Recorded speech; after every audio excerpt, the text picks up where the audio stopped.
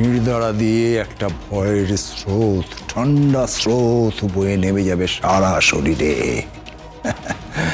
তবে তো বুঝবে কত ধানে কত চাল। বুঝে গেছি স্যার। তাহলে প্রথমেই শুরু করি অ্যাডভোকেট গণেশ গাঙ্গুলি দিয়ে। ওরই বস্তিতে ঢুকে, ওরই এলাকায় ঢুকে এমন ভয় পাওয়াবো যে ও কল্পনাও করতে পারবে না।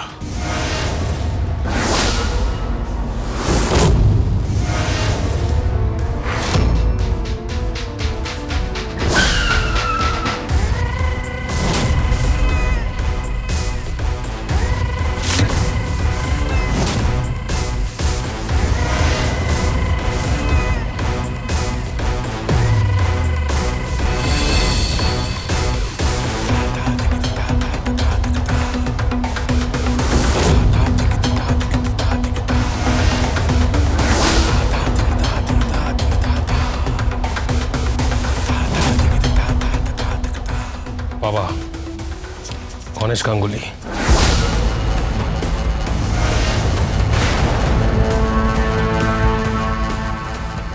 এই যাও, তুলে নিয়ে এসো।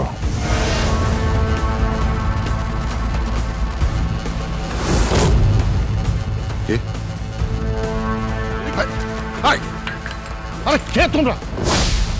আরে কে তোমরা? কি আরে কি করছো?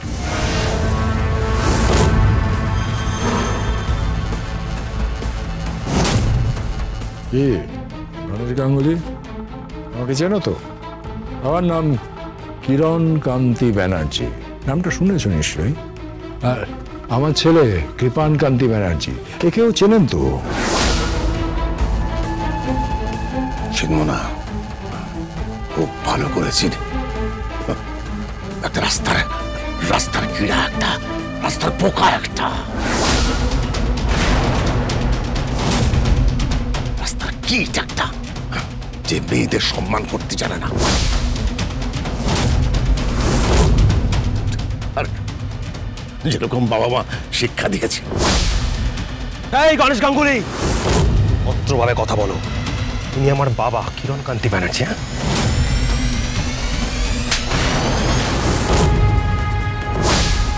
পদ্ম পদ্ম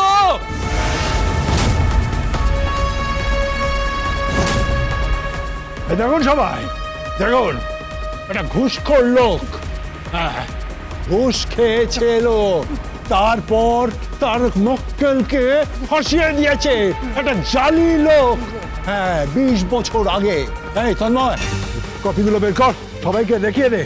দেখুন আপনারা সবাই, সবাই দেখুন। হ্যাঁ, একটা জালি লোক, একটা অসৎ লোক, একটা বদমাইশ লোক, মিথ্যাবাদী। আমি অসত্য বিশ্বাস করুন। আমি ঘুষখোর নই, আমি ঘুষখোর নই, আমি ঘুষখোর নই, না আমি ঘুষখোর নই, আমি অসত্য বিশ্বাস করুন, আমি ঘুষখোর নই।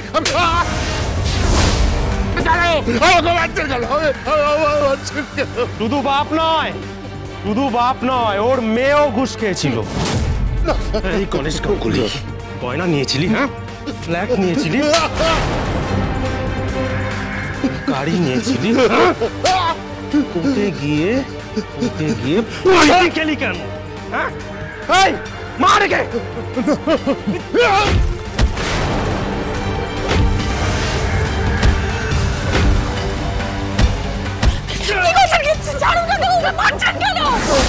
শুট করে দেবো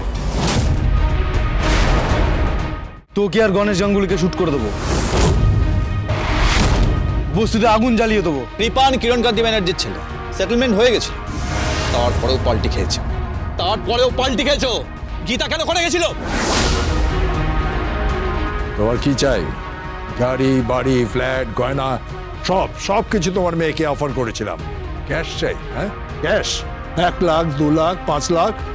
আমি আমার ছেলের জন্য কোটি টাকা খরচ করতে রাজি ছিলাম, বাট গীতা শুনলো না। এই মার ওকে, মার। না, ওকে মেরো না, ওনার বয়স হয়েছে। ছেড়ে দাও বলছি। মারো আমাকে, মারো না, যত পারবে মারো।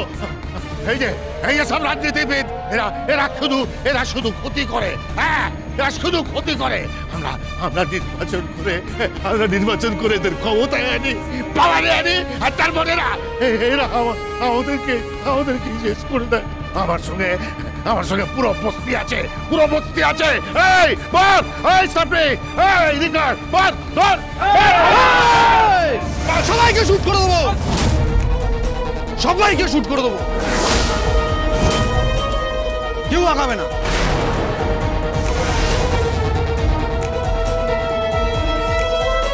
কি করবি তুই?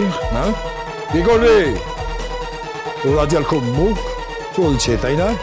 যেমন তোর মেয়ে বলে যে কোর্টের ভিতরে তার মুখ চলে। আমরা জমিদার বংশ, বল্লভপুরের জমিদার ছিলাম আমরা। সেখানে আমরা শিকারে যেতাম। যদি কোনো পশুকে আমরা ধরতাম, বাঘ বা যাকেও ধরতাম, তাকে কিন্তু মারতাম না, তাকে আমরা খাঁচার মধ্যে পুরে রাখতাম। যদি কেউ বর্ষতা শিকার না করত, তাহলে তার ঠিক অবস্থা করতাম জানিস? হ্যাঁ জানিস? বিমান, কি ড্যাড? বেল্টটা দে। কি করবে ড্যাড? বেল্টটা গলায় বাঁধ। এটা করবেন না, এটা দয়া করে। গলায় বাঁধ।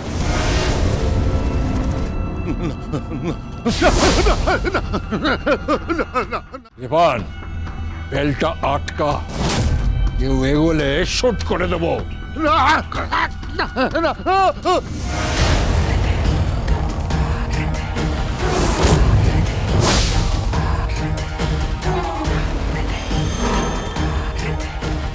এরপর শিকার হবে অ্যাডভোকেট গীতা এলএলবির কুকুরা, নইলে কিন্তু পুরো বস্তিতে আগুন জ্বলবে। পদ্ম মরবে, বস্তির সবাই মরবে।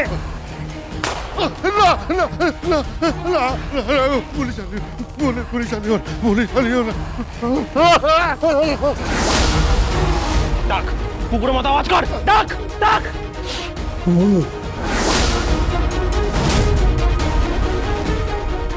দেখো দেখো দেখো দেখো, অ্যাডভোকেট গীতা এলএলবির বাবা কুকুর হয়েছে।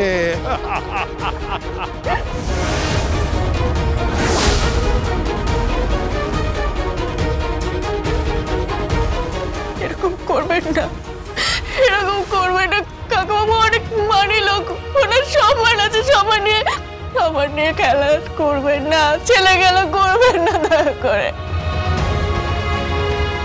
এই বেলটা দিয়ে গেলাম, এই বেলটা তোকে সব সময় আমাদের কথা মনে করাবে। আর তোর মেয়েকে বলবি অ্যাডভোকেট গীতা এলএলবিকে যেন কোর্টে না যায়। যদি কোর্টে যায় তাহলে সমস্ত বস্তিতে আগুন জ্বলবে, আর সেই আগুনে কেউ বাঁচবে না। চল।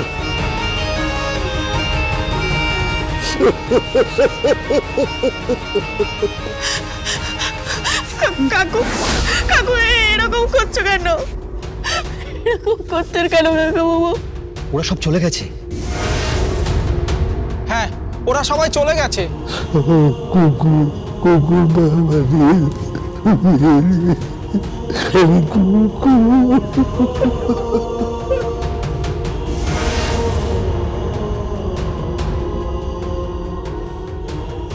কথা বলছেন না কেন? কথা বলছেন না কেন কাকাবাবু?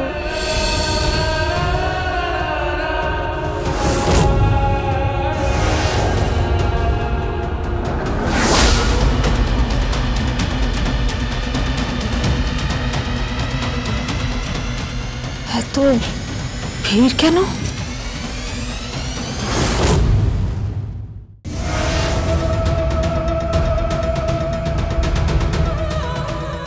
বেলটা কে পরিয়েছে তুমি আমাকে বলো বাবা। কেউ কোনো কথা বলছো না কেন? বেলটা কে পরিয়েছে বাবা? কেউ বলবে না উকিল দিদি, তুমি আর কোর্টে যেও না উকিল দিদি, বলি তো হয় তোমার। বেলটা যারই হোক আমি খুঁজে বার করবই। Gita LLB, Gita LLB.